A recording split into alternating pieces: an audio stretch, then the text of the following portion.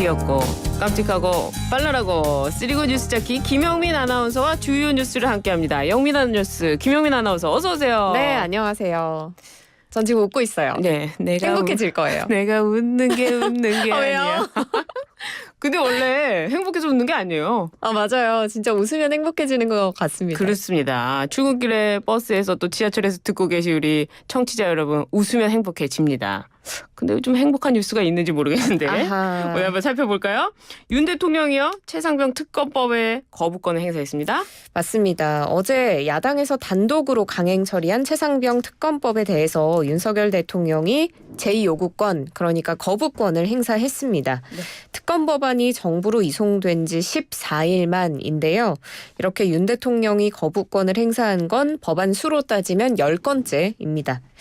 정진석 대통령 비서실장이 거부권 행사 이유를 밝혔는데요. 네. 먼저 야당이 일방 처리했기 때문에 이번 특검법이 헌법 정신에 부합하지 않는다라고 봤고요. 또 지금 경찰, 공수처가 수사를 진행하고 있기 때문에 이번 특검 법안은 특검 제도의 취지에 부합하지 않는다. 예외적인 상황에서 해야 된다는 그런 취지에 부합하지 않는다고 또 지적을 했습니다. 그리고 또 수사의 공정성과 중립성을 이 특검 법안이 담보하지 못한다고 지적했습니다. 그렇다면 이제 법안은 다시 국회로 돌아오게 되는데요. 여야가 강대강 대치를 이어가는 모습입니다. 네, 맞습니다. 국민의힘은 여전히 거부권이 불가피했다고 보고 있는데 추경호 원내대표는 여소야대 상황에서 야당이 일방 독주를 하고 입법 권한을 남용해서 이렇게 행정부의 권한을 침해하면 이 제2요구권이 최소한의 방어권이 된다고 봤습니다. 네. 그리고 김민전 수석 대변인도 기존 사법체계를 흔드는 것으로 국민의힘은 수사 후에 필요하면 특검 논의에도 나설 것이다. 이런 네. 입장을 전했습니다. 반면에 야권은 강력 반발하면서 총공세를 펼쳤죠. 네. 민주당, 정의당, 새로운미래, 조국혁신당, 진보당, 기본소득당까지 6개 야당이 어제 오후에 국회 본청 앞 계단에서 규탄 기자회견 열었습니다. 네. 그리고 오는 25일에도 서울 도심에서 대규모 장외 집회를 벌이기로 했습니다. 네.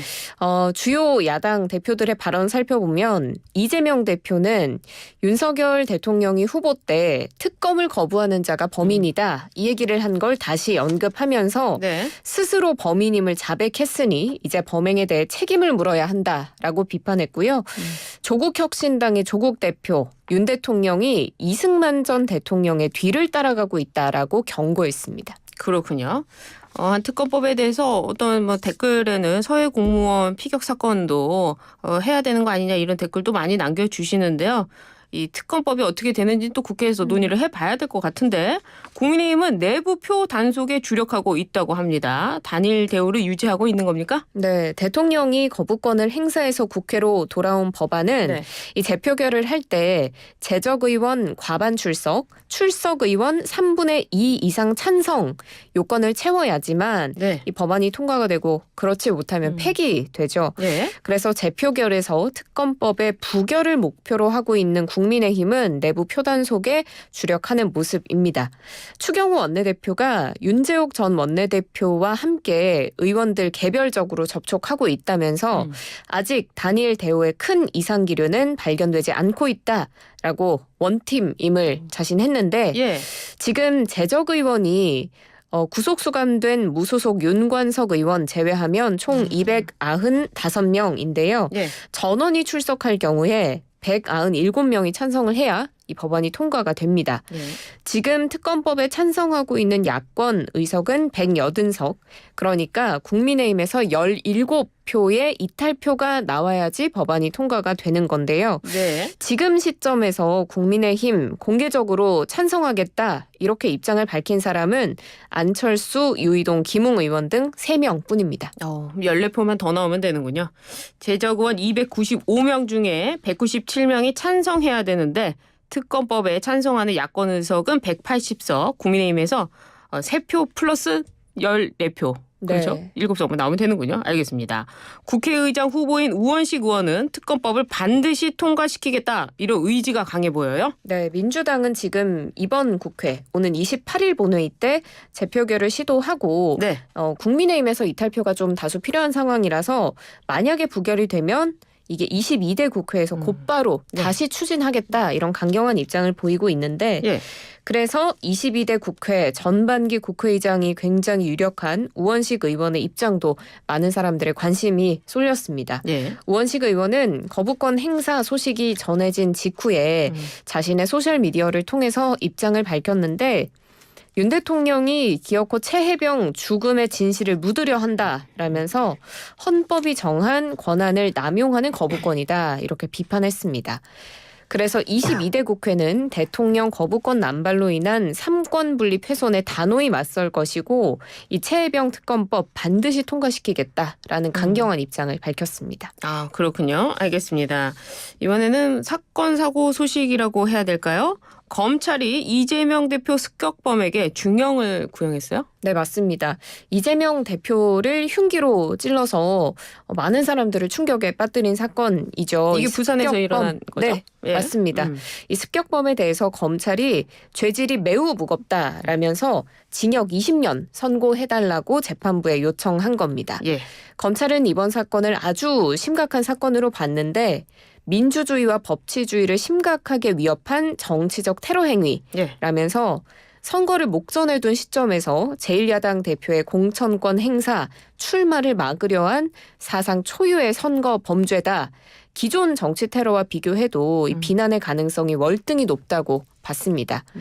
그리고 또 검찰은 공범으로 재판에 넘겨진 다른 남성에게는 징역 3년 구형했는데요. 네. 이 남성이 습격범의 변명문이라고 할 수 있는 남기는 말을 소지하고 그 일부를 김 씨의 범행 직후에 가족에게 보내는 등 범행을 도운 혐의를 받습니다.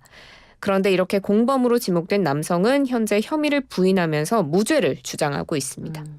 검찰이 뭐 성범죄라든지 이 극악범죄, 저희 방송 전에 이완화 변호사가 하는 사건 사고 얘기를 들어보면 엑스파일? 네, 엑스파일 굉장히 그 사건들이 많이 나오는데 이렇게 그 형을 징역 20년 이상 이렇게 막 해야 되지 않나 또 이런 생각도 들더라고요. 예.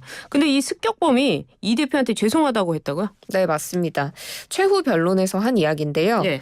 정치적 입장과 별개로 자연인 이재명에게 미안함을 가지게 됐고 더 인내하고 합법적인 방법으로 국민 힘을 모아서 승부했어야 했다는 원론적인 자각을 하게 됐다라고 네. 밝혔습니다.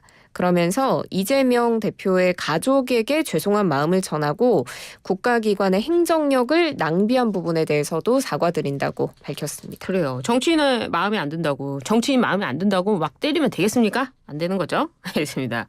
이번에는 조경태 의원 소식인데요. 조경태 의원이 대만 총통 취임식에 참석을 했는데 중국 정부가 공식 항의를 했다고 합니다. 네. 이거 어떻게 된 사건입니까? 맞습니다. 조경태 의원 그리고 조정훈 의원 등도 이번 대만 타이페이에서 진행된 라이칭더 대만 총통의 취임식에 참석을 했는데 대만에 갔군요. 네, 여기에 대해서 중국이 강력히 반발하면서 공식 항의하는 일이 벌어졌습니다. 네.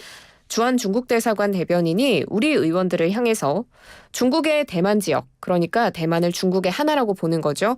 중국의 대만 지역을 기어코 무단 방문했다면서 하나의 중국 원칙을 공공연히 위반하고 전략적인 협력 동반자 관계에 역행한 거다. 네. 이렇게 비판의 목소리를 낸 건데요.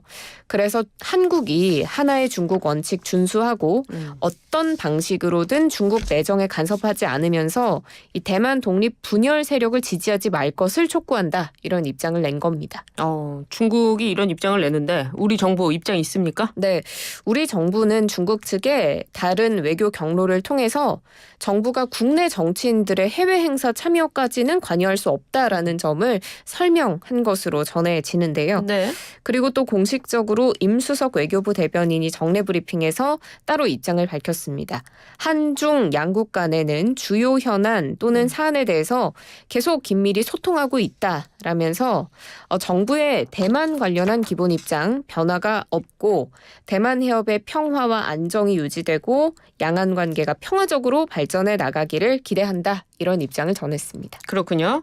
어제 또 경찰 소식으로 넘어가 보면요. 여기가 굉장히 그 많은 이 핫한 표현이다 이런 표현 쓰기가 좀 그런데 김호중 씨가 경찰에 출석을 했습니다. 어제 많은 취재진들이 5시에 입장을 낸다고 해서 기다리고 있었는데 맞아요. 상당히 오랜 기간 안 나왔어요. 네, 맞습니다. 어제 경찰에 출석해서 조사를 받았는데 비공개 출석했다고요? 네, 맞습니다. 어제 경찰 조사에 김호중 씨가 출석을 했는데 네. 이게 음주운전을 인정한 뒤에 이뤄진 첫 소환 조사라서 당연히 취재진들이 어마어마하게 몰렸습니다. 난리가 났어요. 네, 그런데 이 김 씨가 취재진을 피해서 지하 주차장을 통해서 비공개로 출석을 한 겁니다. 예. 그래서 일각에서는 특혜가 아니냐 이런 논란도 일었는데 예. 경찰이 해명했습니다. 신축 경찰서는 설계 때부터 지하로 출석할 수 있도록 네. 했다면서 특혜를 줬다거나 본인이 특별히 요청한 건 아니고 공보 규칙에 따라서 절차에 맞게 진행한 거다 이런 입장을 전했습니다. 그래요.